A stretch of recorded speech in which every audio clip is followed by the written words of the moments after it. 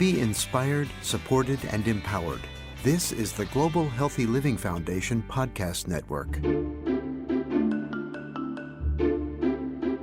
You're listening to Healthcare Matters, the podcast that pulls back the curtain to help you make sense of complex healthcare economics and policy issues. As always, we're joined by Dr. Robert Popovian, tuning in from Washington, D.C. He's a pharmacist, he's an economist, and he's Chief Science Policy Officer at the Global Healthy Living Foundation. And joining me is my good friend, Mertens in Seattle, my co-host and our patient advocate and community outreach manager. And I'm looking at Connor, he's wearing every single item that he owns from Washington State University Cougars. Why is that, Connor? Big game this weekend. We have to embarrass your USC Trojans and had to rep. I noticed you're wearing some of your gear too. That is correct. It is big game, and we will see what happens over the weekend. Go Cougs, go Mariners, go Seahawks. It's all about Washington this weekend. Thanks for listening to us and for all the positive feedback. Let's start with a listener comment. This one comes from Susan M., who writes, "Thanks for breaking down all the healthcare news for us." Thank you, Susan. Keep the feedback coming, as always, and make sure to spread the word by rating our podcast or writing an honest, positive review. We really appreciate it. Now let's get into this episode. Connor, what does the number 38,000 mean to you? 38,000. I'm going to go with this is your mileage plan this year. You're flying coast to coast. That's how many miles you've logged for flights? Well, Connor, not quite, because my wife will dispute the 38,000 number. I've flown a hell of a lot more this year. But I have to say, 38,000 is the number of contract pharmacies that are in the United States that are eligible for the 340B program discount. 340B program is a federal program. We're going to talk about it today and talk about how it impacts patients, what is the good, the bad, and the ugly, as we always talk about with regards to various programs instituted in this country. Yeah, I mean, I've heard a lot about 340B, but I'm still learning because it's quite complicated, and just the name itself sounds complicated and confusing, 340B. So obviously we're going to be diving into that. Tell us more about this number you brought up, 38,000, and just the 340B program in general. I know this is a big ask.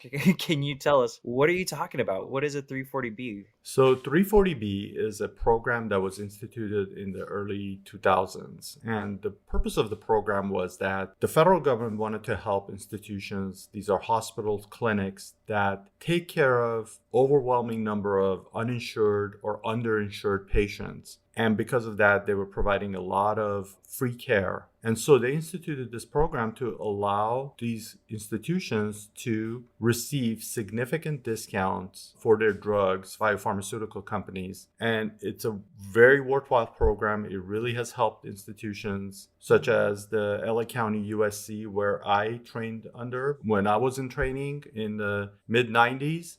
I would say 80% of the people walking through the doors of that hospital were uninsured, and the hospital was taking care of them and without any qualms that they were ever going to get paid. So the federal government basically put together this program to help these type of hospitals and clinics and other entities that really take care of these patients that don't have adequate insurance or they're uninsured, and to help them recoup some of the costs that they incur that when they provide care. So it's a very worthwhile program, and it's been something that was absolutely necessary when it was instituted. Right. So right off the bat, it sounds like 340B is something that should be helping patients, and its designation and its inception was all based in trying to help underserved populations. So why then are we seeing some issues around it? Why are pharmaceutical companies trying to alter or change this program? Well, as always, with any program that gets instituted, whether it's by state, federal government, by private sector, doesn't matter. It requires continuous evaluation. And what has happened with this program, like many other programs that we've seen, it has drifted from its original intent, which was truly to help these hospitals, these clinics that provide care to uninsured to receive these huge discounts.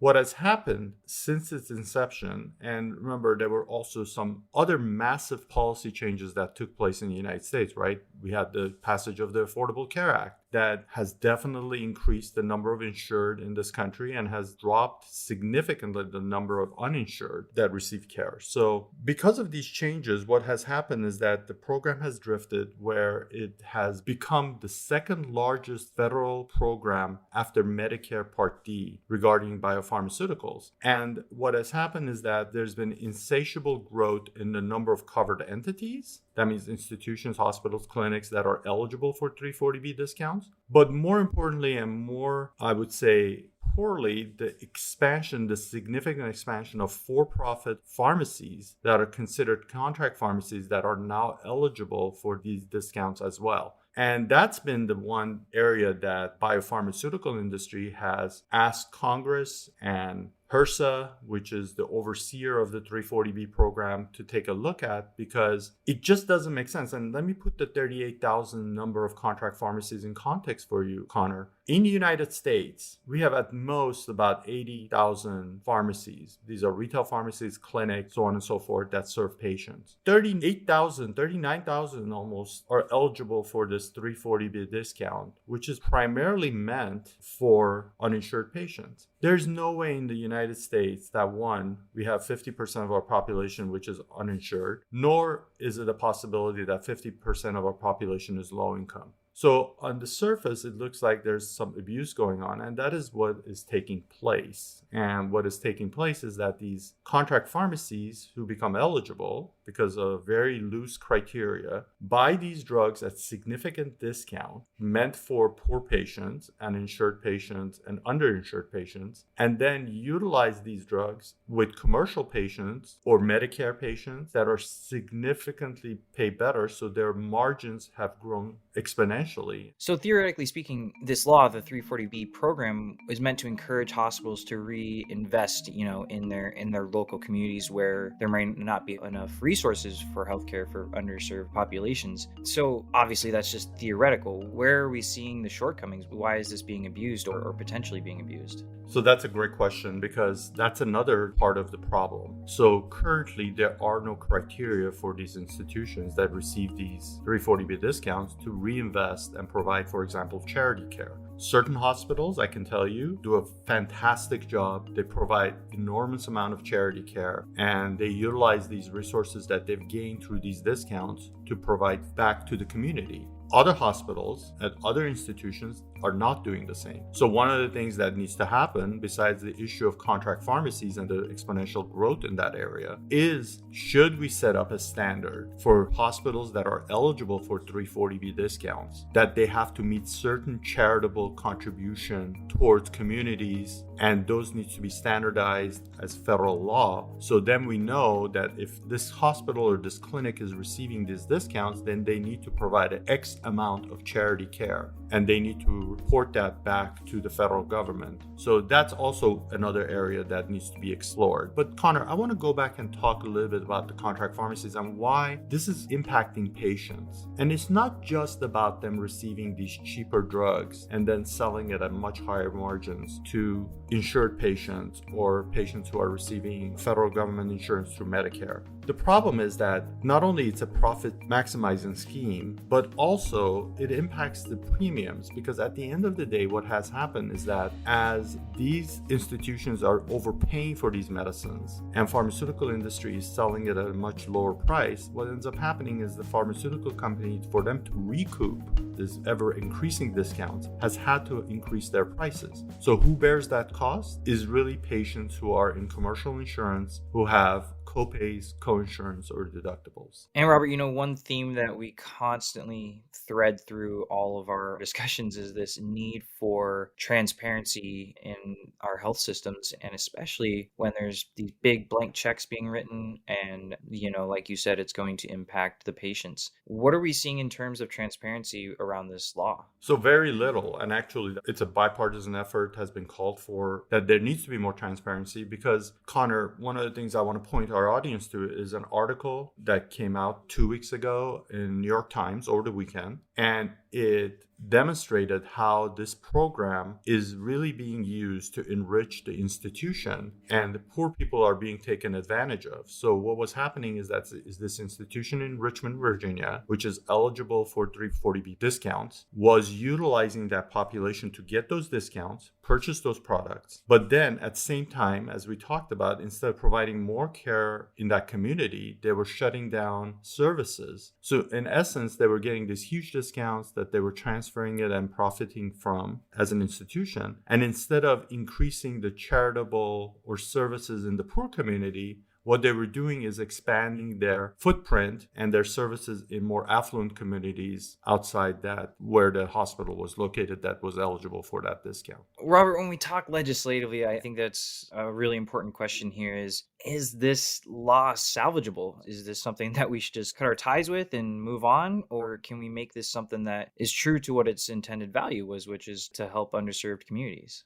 Absolutely salvageable, and it's important to salvage this law because it's a super important law for hospitals and institutions that provide care to uninsured low-income communities. So where do we go from here? How do we salvage this law? And there's several policy options that we have in place. One is transparency, making sure that the discounts and the savings that are gained by these institutions, by these pharmacies, are actually used for the patients who are eligible for. So instead of the discount necessarily following the institution, perhaps the discount should follow the patient in this case. Number two, should we institute, like we talked about, standards of charity level care for hospitals, clinics, contract pharmacies that become eligible for this type of discount? We don't have one. Should there be a mandate that they provide X percentage of their revenue towards charity care that they have to then report back to the federal government? So that's number two. Number three is that do we really start looking at the location of these contract pharmacies? So the contract pharmacy issue is become a lightning rod, because a lot of these eligible institutions, for example, in California, have hundreds of contract pharmacies, and a very significant percentage of those contract pharmacies do not happen to be in the state of California. They are spread across the country. They are all over the map. They could be all the way in New York and Maine and Puerto Rico. So the question from a policymaker standpoint that we need to ask is that why does an institution in Southern California or in Northern California that is serving poor low-income patients that are generally not traveling or are sedentary, why is there a need to have a contract pharmacy in the state of Maine serving those patients for that institution?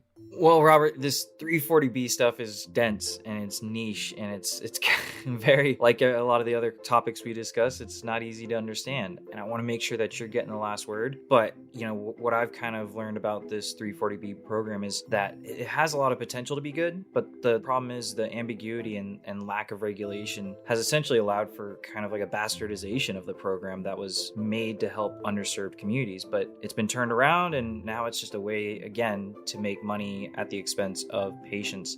How's that sound, Robert? Connor, I couldn't have said it better. And frankly, I'm going to push this to you because you're the individual who talks to our patients, you and your colleagues that work directly with our patients. You need to take all of the stuff that we talked about today, everything that I said, the policy solutions, and really translate for the patients to become advocates for this program to be preserved with the changes that we are recommending, because these changes are reasonable. This will help everyone to preserve a very important federal program that serves an important mission, which is to provide significant discounts to institutions that serve poor people. But for it to be preserved, some changes need to occur, and it's really you and your colleagues that need to communicate this with our patients.